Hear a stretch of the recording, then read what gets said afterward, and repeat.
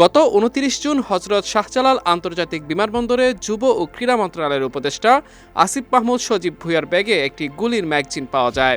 মরক্কোর মারাকেশে অনুষ্ঠিতব্য OIC youth capital international প্রোগ্রামে যোগ দিতে যাওয়ার সময় তার ব্যাগে ম্যাগাজিনটি পাওয়া যায়। সেদিনই বিমানবন্দরের নির্বাহী পরিচালক group captain SM Ragib Samad সংবাদ মাধ্যমে বিষয়টি নিশ্চিত করেন।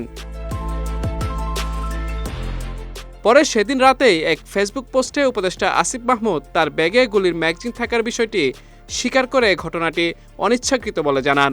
উপদেষ্টা আরও জানান, নিরাপত্তার স্বার্থে তার লাইসেন্স করা বৈধ অস্ত্র আছে। যখন সরকারি প্রটোকল বা সিকিউরিটি না থাকে তখন নিজের এবং পরিবারের নিরাপত্তা নিশ্চিতের উদ্দেশ্যে সঙ্গে লাইসেন্সড অস্ত্র রাখেন তিনি। তবে তাতে কমেনি সমালোচনা। সামাজিক মাধ্যমে অনেকেই বিষয়টি ক্ষমতার অপব্যবহার বলে উল্লেখ করেন। অনেকে আবার প্রশ্ন তুলেছেন উপদেষ্টার অস্ত্রের লাইসেন্স পাওয়ার প্রক্রিয়া নিয়ে।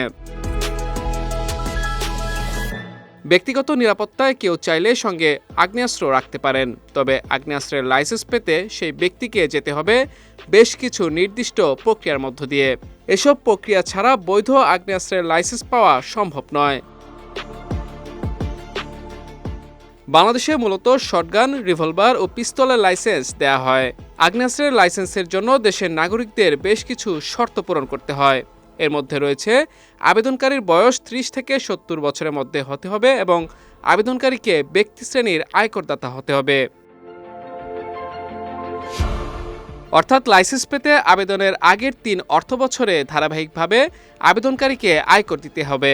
এক্ষেত্রে পিস্তল, রিভলভার ও রাইফেলের ক্ষেত্রে ন্যূনতম ৩ লাখ টাকা এবং শটগানের ক্ষেত্রে ন্যূনতম ১ লাখ টাকা আয়কর দিতে হবে। আর এরপরই প্রশ্ন উঠেছে, তাহলে উপদেষ্টা আসিফ মাহমুদ কিভাবে আগ্নেয়াস্ত্রের লাইসেন্স পেলেন? কারণ তার বয়স এখনো ৩০ হয়নি এবং তিনি ছাত্র থাকায় ৩ বছর আয়কর দেওয়ারও তার কথা নয়।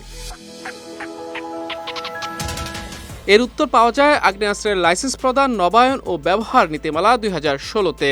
এতে আগ্নেয়াস্ত্রের লাইসেন্স পাওয়ার ক্ষেত্রে সাধারণ যোগ্যতার পাশাপাশি ১০ শ্রেণীর ব্যক্তির জন্য বিশেষ ব্যবস্থা রাখার কথা বলা হয়েছে।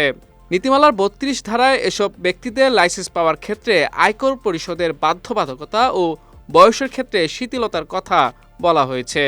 আগ্নেয়াস্ত্রের লাইসেন্স পাওয়ার ক্ষেত্রে বিশেষ প্রাধিকার পাওয়া ব্যক্তিরা হলেন স্পিকার, ডেপুটি স্পিকার, মন্ত্রী, প্রতিমন্ত্রী, উপমন্ত্রী ও সমমর্যাদা সম্পন্ন ব্যক্তি, সংসদ সদস্য, সিটি কর্পোরেশনের মেয়র ও ক শ্রেণীর পৌরসভার মেয়র, জেলা পরিষদের প্রশাসক ও উপজেলা পরিষদ চেয়ারম্যান, বিচারপতি ও সনদপ্রাপ্ত মুক্তিযোদ্ধারা।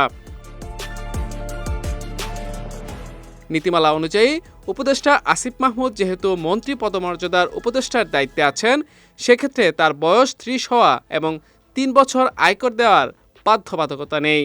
এসব ছাড়াই তিনি বৈধ অস্ত্রের লাইসেন্স পাওয়ার যোগ্য। মাহমুদুর রহমান, বিজয় টিভি, নিউজ ডেস্ক।